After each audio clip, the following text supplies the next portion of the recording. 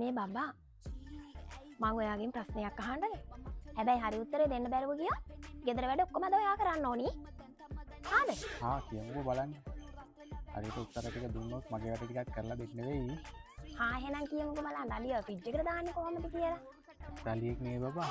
එහෙනම් ඉතින් දෙක තුනට නමලා පයින් පාරක් ගහලා තමයි ෆ්‍රිජ් එකට දාන්න වෙන්නේ. මං හරිනේ. හරි එහෙනම් මේකට උත්තරේ දෙනවකෝ බලන්න.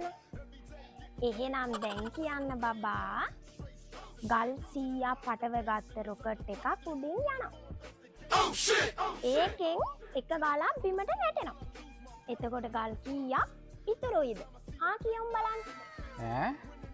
රොකට් එකේ ගල් කොටම යන්න පුළුවන්ද? එක ගලක් බිම වැටුණානේ.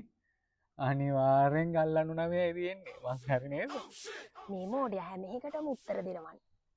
හරි එහෙනම් මේකට උත්තරේ දෙනවකෝ බලන්න. ඔන්න එහෙනම් ඔයාට දැන් ලැබෙන තුන්වෙනි ප්‍රශ්නය.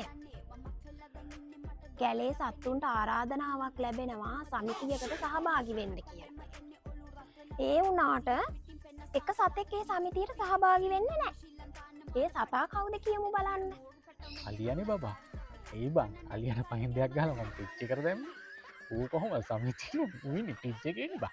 මේ ඔයාට ලැබෙන හතරවෙනි ප්‍රශ්නය. ඒ ගමේ ගඟක් තියෙනවා. ඒ ගඟෙන් එගොඩ වෙන්න යන මිනිස්සුયો කිඹුල්ලෝ කනවා.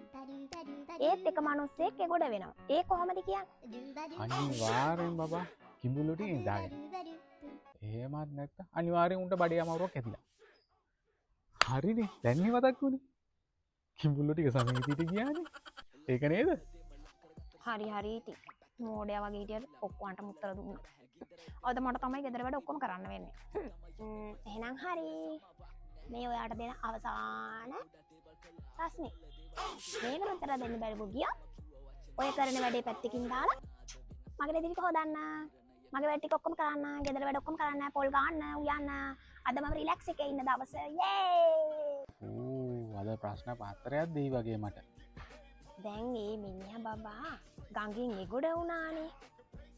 එගොඩ වුණු ගමන්ම මැරිලා වැටෙනවා. ඒ ඇයි කියන්න බලන්න. එගොඩ වුණ ගමන් මැරිලා වැටුණානේ. ඒකට නම් ඌ අදහසක් එන්නේ නැහැ අප්පා. හાર્ට් ඇටැක් එකක්වත් හැදුණාද? ඒක නෙමෙයි. වැරදි. අන්තිම ප්‍රශ්නේනේ බබා උත්තරේ දී ගන්න බැරුණේ. පොඩි chance එකක් දියන්කෝ බං. බැරිද? එහෙනම් බබා ඕක පැත්තකින් තියලා එන්න යම් මාත් එක්ක ගෙදර වැඩ කරන්න. යන් එන්න.